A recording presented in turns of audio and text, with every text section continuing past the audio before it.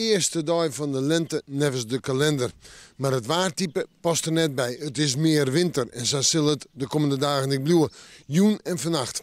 Bewolking en een temperatuur om en bij de min 2 of min 3 graden. Ja, kans op een beetje sneeuw, vooral in het watergebied, misschien in het noorden en noordwesten van deze provincie.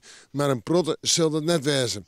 En vierdens de wind is net al te sterk, komt uit noordwest en noordoost en die is zwak op zijn heekstmatig, krijgt in ontreien.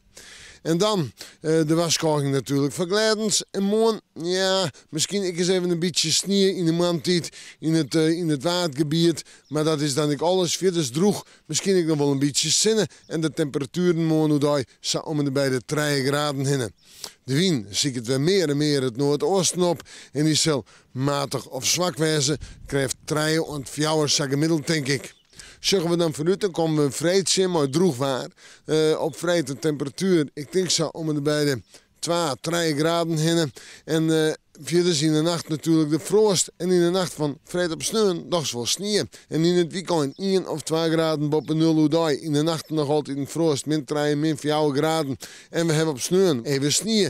En op sneeuw lijkt het weer een droege dag te worden, maar de zinnen. We moeten morgen maar weer even in het waarschuwen.